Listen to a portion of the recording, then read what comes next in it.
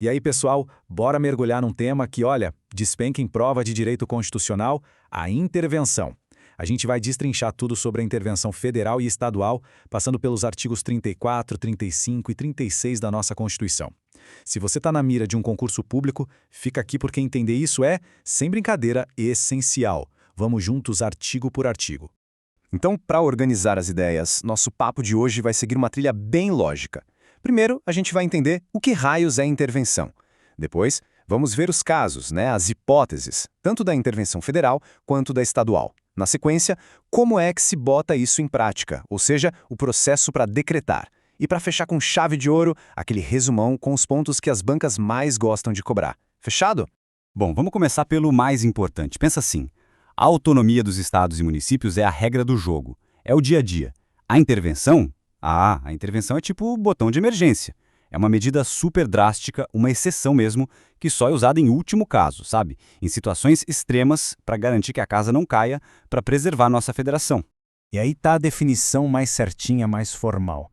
A intervenção é uma medida, primeiro, excepcional. E segundo, e isso é crucial, gente, temporária. A ideia não é tomar o poder para sempre, de jeito nenhum. É como uma cirurgia. Interfere pontualmente na autonomia para resolver um problema muito grave, uma anormalidade, e depois, tudo volta ao normal. A ordem democrática tem que ser restaurada o mais rápido possível. Beleza, já entendemos o que é. Agora, a pergunta de $1 milhão. Quando a União pode, de fato, intervir nos estados e no Distrito Federal?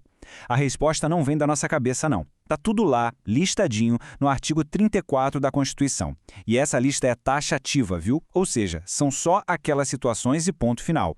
O primeiro bloco de motivos é, digamos, coisa de filme de ação. São cenários de altíssima gravidade que mexem com a defesa do país, com a soberania. Imagina só, um estado querendo se separar do Brasil, uma invasão estrangeira, ou até um estado invadindo o outro. E também entra aqui aquela situação de caos total, uma crise de ordem pública tão grave que o governo local simplesmente perdeu o controle da sua ação.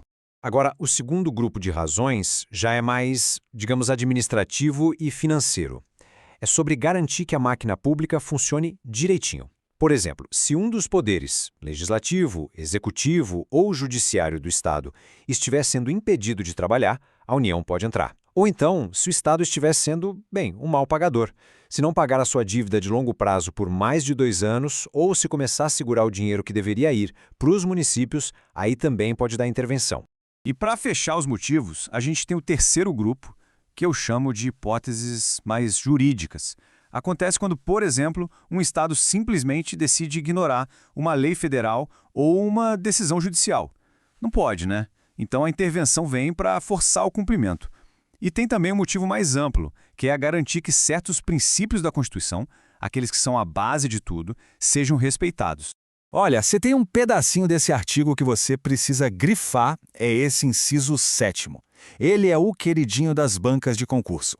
É ele que lista os tais princípios sensíveis, como a forma republicana, direitos humanos, prestação de contas. Se o Estado pisar na bola com um desses, já era, pode dar intervenção. E agora a gente vai focar numa linha específica desse inciso que mudou com o tempo e, claro, as bancas amam cobrar. Presta muita atenção agora porque isso aqui é clássico de prova. Olha a evolução do texto. Antes, a intervenção podia rolar se o Estado não aplicasse o mínimo em ensino. Ponto. Aí veio a Emenda Constitucional 29, lá em 2000, e adicionou a saúde na jogada. Então, a pergunta que a banca faz é, deixar de aplicar o mínimo em saúde justifica a intervenção? A resposta, com certeza, sim, desde o ano 2000. Anota isso aí. Ok, até aqui falamos da União agindo nos estados. Agora vamos descer um degrau na nossa federação. Porque sim, os estados também podem intervir nos seus municípios. A lógica é bem parecida e as regras do jogo estão todas lá no artigo 35. Percebeu que a música é parecida? Dívida não paga por 2 anos, não prestar contas, tudo isso soa familiar, né? São temas de responsabilidade. Mas tem uma diferença gigantesca aqui, que é o pulo do gato. No inciso 4º, para intervir por descumprimento de lei ou de princípios da Constituição Estadual, não basta o governador querer, precisa de uma decisão do Tribunal de Justiça do Estado. Isso é super importante. E olha que legado, a coerência do nosso sistema constitucional. Lembra daquela emenda 29 que adicionou a saúde lá na intervenção federal? Pois é, ela fez a mesma coisa aqui, na intervenção do Estado no município. Ou seja, a regra é a mesma para todo mundo. Se o município não aplicar o mínimo em educação e em saúde, ele também pode sofrer intervenção do seu estado. Muito bem, a gente já sabe o que é intervenção e quando ela pode acontecer. A pergunta agora é, como isso funciona na prática? Qual é o passo a passo? É o artigo 36 da Constituição que vai nos dar todo o caminho das pedras, o procedimento certinho para a coisa acontecer. O fluxo é mais ou menos assim, ó. Primeiro precisa de um start, um gatilho. Alguém tem que pedir. Pode ser um poder que está sendo ameaçado, um tribunal que está sendo desobedecido. Enfim, com esse pedido na mão, o chefe do executivo, seja o presidente ou o governador, vai lá e edita um decreto. Nesse decreto tem que estar tudo explicado, por quanto tempo, em que condições, quem vai ser o interventor. E aí vem um passo fundamental. Como regra, esse decreto vai para o legislativo analisar.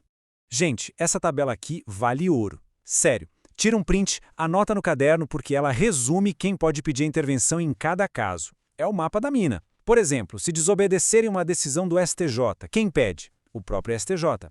Se a ofensa for aqueles princípios constitucionais sensíveis, aí a bola está com o Procurador-Geral da República, o PGR, que entra com uma ação lá no STF.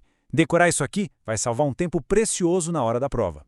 E falando em PGR e STF, olha só mais uma mudança importantíssima que veio com uma emenda constitucional, a 45 de 2004. Antes dessa emenda, o PGR só podia provocar o STF no caso de violação de princípios. Depois dela, o poder dele aumentou. Ele passou a poder acionar o STF também quando um Estado se recusa a cumprir uma lei federal. Ou seja, mais poder para o PGR e mais coisa concentrada no Supremo. Ufa, estamos chegando na reta final. Agora é a hora da verdade. Vamos focar naqueles detalhes que são a pura maldade da banca, sabe? Aquelas cascas de banana que derrubam o candidato desatento.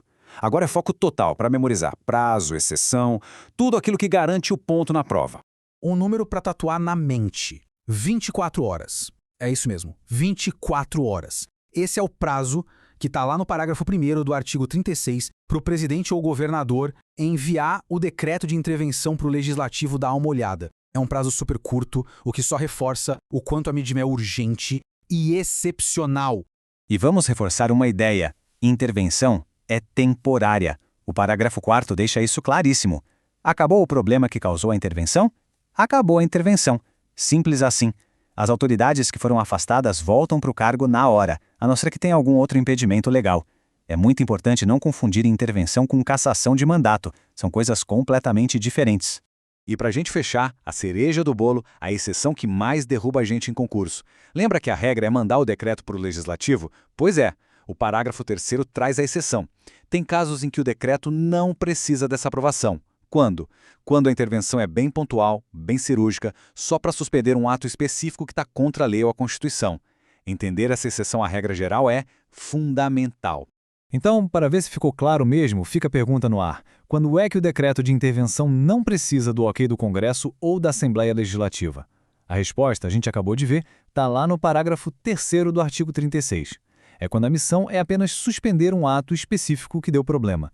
Quem domina essa exceção, domina o tema. E com isso, a gente encerra nosso papo de hoje. Foco total nos estudos e até a próxima.